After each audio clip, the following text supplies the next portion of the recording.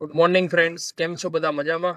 ઘણા સમય પછી ફરી એકવાર આપણે આપણી યુટ્યુબ ચેનલ પર એક ઇમ્પોર્ટન્ટ ક્વેશ્ચન્સ જે પીટીઆરએમ સબ્જેક્ટ છે, ડિપ્લોમા ચોથા સેમિસ્ટર ઇલેક્ટ્રિકલના વિદ્યાર્થી માટે, તેના ચેપ્ટર નંબર 1 અને 2 ની આઈએમપી લઈને આપણે હાજર છીએ. તો ચલો મિત્રો, સમય ન બગાડતા સીધા આપણે આઈએમપી તરફ વધીએ આગળ. તો ચેપ્ટર 1 અને 2 ની જ્યારે તમે તૈયારી કરતા હોય, જીટીયુના વેટેજ પ્રમાણે તેનો વેટેજ 20 માર્ક્સનો એટલે કે ટોટલ 40 માર્ક્સનો છે. જો જે વિદ્યાર્થીઓ કદાચ પાસ નથી થઈ રહ્યા અથવા તો જે શરૂઆત નથી કરી, એમના માટે એક ગોલ્ડન ચાન્સ છે કે જો તમે આ આપણા આ બે ચેપ્ટર જે છે, એ જો બે ચેપ્ટરની તૈયારી કરવામાં આવે તો તમે સરળતાથી તમે પાસ પણ થઈ શકો છો અને શક્ય હોય તો સારા માર્ક્સ પણ લાવી શકો છો. તો શરૂઆતમાં આપણે આજે 18 પ્રશ્નો તમને આપીશું. એ 18 પ્રશ્નો લખીને તૈયાર કરી લો. એના જે ક્વેશ્ચનના જવાબ જે છે એ આપણી યુટ્યુબની ચેનલ પર ઉપલબ્ધ છે. તમે ત્યાં જઈને પણ એના જવાબ જે છે જોઈ શકો છો. તો મિત્રો, શરૂઆત કરીએ. શરૂઆતના અંદર સૌથી પહેલા ચેપ્ટરનો અને આઈએમપી પ્રશ્ન છે જે જીટીયુની સમર 2023-24 વિન્ટર 2023-24 ની પરીક્ષામાં પૂછાયેલ છે. અલગ અલગ વેટેજ સાથે પૂછાય છે. 3 ફેઝ ટ્રાન્સફોર્મરના શીતન માટેની યાદી અને શરતો જણાવો. શીતન એટલે કુલિંગ. અહીંયા હું શીતન વર્ડ યુઝ કરેલો છે કારણ કે ઘણી વખત જીટીયુની પરીક્ષામાં શીતન એટલે કુલિંગને શીતન તરીકે પણ લખવામાં આવે છે. વિદ્યાર્થી ઘણીવાર કન્ફ્યુઝ થાય. કુલિંગ બધાને ખ્યાલ હોય છે, પણ શીતન આવે તો ઘણા વિદ્યાર્થીઓ કન્ફ્યુઝ થઈ જાય છે કે આ શું આવી ગયું. કારણ કે ગુજરાતી માધ્યમના જે વિદ્યાર્થીઓ છે એમના માટે બહુ જ તકલીફ પડતી હોય છે ઘણી વખતે આ બધા શબ્દોના અંદર. તો પહેલો પ્રશ્ન, શીતન માટેની યાદી અને શરતો. બીજો જે છે એ પણ ખૂબ જ અગત્યનો છે કે 3 સિંગલ ફેઝ ટ્રાન્સફોર્મર અને 1 3 ફેઝ ટ્રાન્સફોર્મરની સરખામણી કરો. એ પણ આપણો 4-7 માર્ક્સમાં પૂછાઈ શકે છે.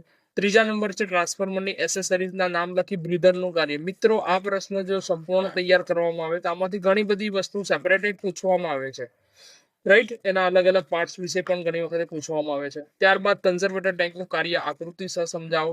કન્ઝર્વેટર ટેન્ક જે છે મિત્રો, આની કોઈ પર્ટિક્યુલર ફિગર ન હોય, પણ આપણે આને ફિગર જ્યારે આ રીતનો ક્વેશ્ચન પૂછાતો હોય તો આપણે મેઇન ટેન્ક અને આપણો જે સિલિકા જેલ વાળો જે ભાગ જે છે, જેને આપણે બ્રીધર કહીએ છીએ, એ બંનેની વચ્ચે આપણે જે ફિગર ડ્રો કરતા હોય કન્ઝર્વેટર ટેન્ક જે છે એ આપણે ત્યાં બતાવી શકીએ છીએ. બુકોઝ રિલેની સરસ મજાની આકૃતિ તમને ખ્યાલ જ છે. આ પ્રશ્ન તો જે 6થા સેમિસ્ટરના વિદ્યાર્થીઓ હોય, 5મા સેમિસ્ટરના અંદર એસજીપીમાં પણ આ પ્રશ્ન પૂછાતો હોય છે. બુકોઝ રિલે જે ગેસ ઓપરેટેડ રિલે તરીકે પણ એને કહેવામાં આવે છે. ત્યારબાદ આપણે જઈએ 6થા પ્રશ્ન તરફ. તો 3 ફેઝ ટ્રાન્સફોર્મરની રચના. તો રચનાના આધારે તેના 2 પ્રકાર છે, કોર ટાઈપ અને સેલ ટાઈપ. તો એના વિશે આપણે અહીંયા લખવાનું છે. પછી જો તમારે માર્ક્સ લેવાય, ઘણી વખતે પેપર જ્યારે ટફ આવતું હોય ત્યારે વિદ્યાર્થીનો કનેક્શન અને વેક્ટર ડાયાગ્રામ. મિત્રો, આ DD0 YY6 YY0 YY6 DD1 YY1 એ રીતના ઘણા બધા ડાયાગ્રામ જે મિત્રો આપણી ચેનલ પર ઉપલબ્ધ હશે. તમે અતુલ પ્રકાશન અથવા કોઈ બીજું માધ્યમ યુઝ કરી રહ્યા છો ચોપડીનું, ત્યાં બી એના અંદર તમને આ ડાયાગ્રામ જે છે મળી જશે. ત્યારબાદ 2 3 ફેઝ ટ્રાન્સફોર્મરના પેરેલલ ઓપરેશન માટેની શરતો. નંબર 8 પર છે, 9 પર છે, 3 ફેઝ ટ્રાન્સફોર્મરની નેમ પ્લેટ પર લખેલા સ્પેસિફિકેશન સમજાવો. જો પેપર હાર્ડ હોય તો કદાચ આ પ્રશ્ન પૂછાઈ શકે, અન્યથા આ પ્રશ્નમાં ચાન્સીસ થોડા ઓછા છે. ત્યારબાદ સેકન્ડ ચેપ્ટરની તરફ આપણે આગળ વધીશું. તો 3 ફેઝ સ્પિરલ કેજ ઇન્ડક્શન મોટરની રચના સમજાવો, જે આપણને ખ્યાલ હોવી જોઈએ. નંબર 11 પર જે પ્રશ્ન આપેલો છે એ પણ આઈએમપી છે, ઇમ્પોર્ટન્ટ છે, પરીક્ષામાં ઘણી વખતે પૂછાતો હોય છે.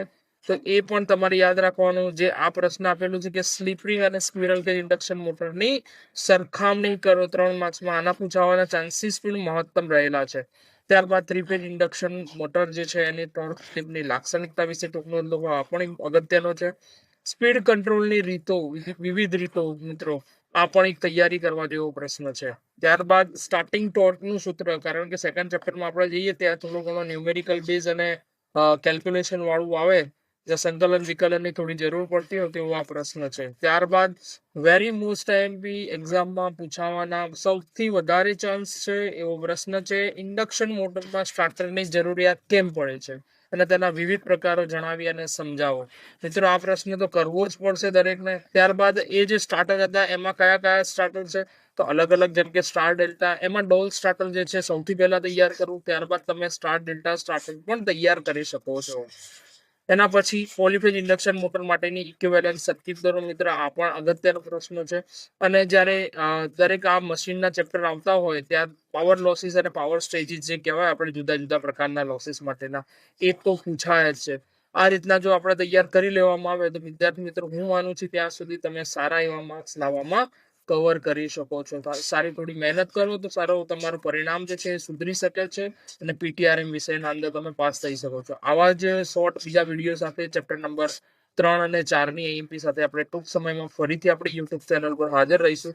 ફટાફટ તમે બધા આ તૈયાર કરી અને તમારા મિત્રો સુધી શેર કરી દો, એ પણ આ પ્રશ્નો જે છે મિત્રો તૈયાર કરી શકે. Thank you very much.